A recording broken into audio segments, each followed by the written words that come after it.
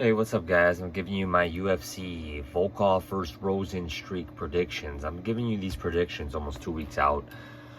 Probably get some more views to my channel, but also just because I just want to get them out there, man. I'll give you my final thoughts the day of, most likely, whether I change any predictions or not. But I'm going to give you my UFC, like I said, Volkov versus Rozenstruik predictions. I look forward to all UFC events. It kind of sucks that it's 2 weeks out. I like knowing that there's one every Saturday, but what can you do, man? It's Memorial Day weekend. Still remember the Memorial Day weekend cards they used to have all the time. So, first fight up, we have Tony Gravely against Johnny Munoz Jr. I mean, I'm looking for any reason I kind of fade Tony Gravely. He is a good fighter, but I think he is chinny. I think I'm still going to side with him here. Johnny Munoz Jr., you know, he picked up a win over Jamie Simmons. Prior to that, we know Jamie Simmons isn't really good. Tony Gravely, he has been a very active fighter. That we can say he beat Salman out, which is good. I mean, Salman Alvira is going to be a good prospect. He lost to Nate Munoz, but you know, he got caught, man. That was a back and forth war. He had Nate Munoz hurt really bad in the. I'm going to side with Gravely here. Think this is going to be a close fight, though. I can't blame anybody signing for Munoz Jr., but I'm going to side with Gravely, even though I'm looking for any reason to fade the guy. Alonzo Menifield against Askar Mozharov. This guy's making his UFC debut, this Askar. He's got a lot of first-round wins, man, and that's kind of suspect in my opinion. Menifield normally doesn't get put out in the first round. I'm going to side with Menifield here. I'm going to say Menifield gets the job done. Maybe in the second round after this guy gasses out. Let's look at the odds. Menifield's a -140 favorite, and I agree with that. I'm going to side with Menifield here, man. I mean, this debutant, it's got to show me. Joe Solecki against Alex Da Silva. Da Silva hasn't fought since he fought Riddell. And it's been almost 2 years. Joe Solecki, at least he's staying active. He's a grappling heavy fighter. Beat Donald Cerrone in a grappling competition, lost to Jared Gordon. Gordon's underrated at lightweight, man. He's not a bad fighter. I'm going to side with Solecki here by decision, but I could see Da Silva pulling the upset. Benoit Saint-Denis against Nicholas Stolze. I think Benoit Saint-Denis is a UFC fighter, man. He showed a lot of heart in that Zaleski fight. I'm not taking anything away from that performance. I think Denis is a UFC caliber fighter. Nicholas Stolze, I have my question marks, man. He did not look good against Jared Gooden, and Gooden's no longer even in the UFC. And Gooden took that fight on short notice, lost him, and so he doesn't even have a UFC win here. I'm gonna go with Denise here, man. There's a lot of money coming in on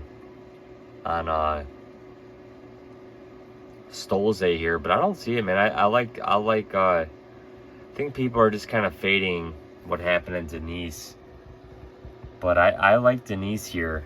I really do. I think he is a UFC caliber fighter, and I do foresee him picking up his first UFC win. And Mike Trizano against Lucas Almeida. Don't know a whole lot about Lucas Almeida. Looks like he has a lot of finishes on his record. Trizano's going to be a hard guy to finish, man. And I like the fact that Trizano, he's been staying very active. He's been staying very active now that he's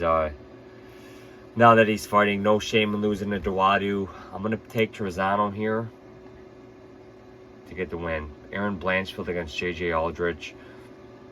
Everybody's in love with Blanchfield, and I don't blame them. She looked really good against Miranda Maverick her last time out. She's like a 5-1 favorite over Aldridge, which is crazy disrespectful to Aldridge. But do you believe Aldridge is going to win? That's the question. If you do, there's mad value on her. I think Blanchfield's heavily favored, but I'm still going to pick her for the win here. Andre Michaelis against the debutant Renat Fakhretdinov.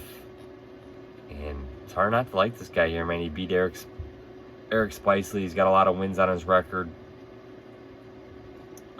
We're gonna see if he's all cut out to what he should be. I think Andre Michaelis, man, I feel bad for the guy because I really feel like the guy should be getting more respect than what he should be. He's cutting down to 170. How much? I mean, I just have a hard time seeing how does this guy have all this weight to lose. You know, he fought Bustakis at 205, now 185. This last, I don't know. I'm gonna side with this Renat Fakhretdinov to get the win here. Osbourne against Adeshev.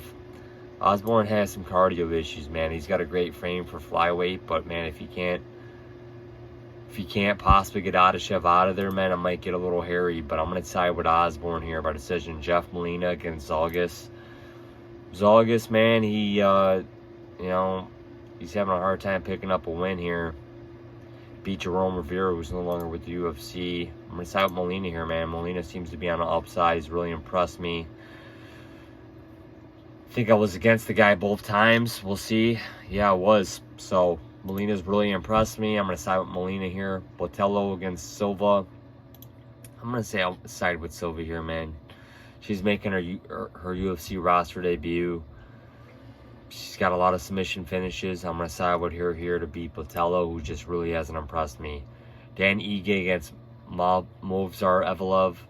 I'm going to go with Evloev here, man, but I can understand the people taking the underdog shot on Ige here, man. The guy's fought way tougher competition than what Evloev has. But maybe Evloev's the real deal here, man. Maybe this guy will definitely break into the top 15, top 10 with a win over Ige. And maybe Ige's just at the end of his career now. But Ige's definitely, he's headlined so many cards, man. I got a lot of respect for the guy. You know, I lost to Josh Emmett in a tough fight. Lost to Chance Jung in a fight they headlined. But I'm gonna side with Evloev here, man. But I can understand. I think the odds are way off, man. Evloev's a 3-1 favorite. That's crazy. I think Ige's. I mean, if you see value on Ige, man, the value is there to be taken, you know. Volkov or Rozenstruik main event. I already made a prediction video for this. I am siding with Jairzinho. Alexander Volkov, man, he might be at the end of his road here, man. I don't know how seriously he's taking his training. I think this is going to be a tough stylistic matchup for him, man. I don't think he's presenting Jairzinho with anything Jairzinho hasn't seen before. Volkov throws more volume, but I don't think he's going to throw anything that's going to put Jairzinho on his ass. I think Jairzinho has some power to really hurt Volkov, though. And Volkov might be a little shot-born at this point, man. We don't know what his training situation is like in Russia. I'm going to start with Jairzinho here, man. You're giving me plus 140 underdogs. I'm high in this guy. I do like Jairzinho. I think this guy's fought a who's who at heavyweight. He hasn't been in the UFC that long. I mean, 4 years maybe? Not even 4 years. And this guy's fought a lot of guys. A lot of top dudes, Nagano. He's fought Overeem, Arlovsky, Crowder, Albini, Dos Santos, Gane, Sakai, Blade. I mean, this guy's fought a who's who, man. And I like that because he is a litmus test for all these guys. And I can see this guy making a title run. I really can. He's got that power, man. He's got dangerous power. And I think Jairzinho, I just see him beating Volkov here, man. Unless Volkov can get off and Jairzinho really never gets going and Volkov just picks up a decision win, I'm going to go with Jairzinho here, man. I can see by TKO or decision. So, these are my picks, guys. Rozenstruik, Evloev, Silva, Molina, Osbourne, Fakhretdinov, Blanchfield, Trizano, Saint-Denis, Selecki, Blanchfield, and Gravely.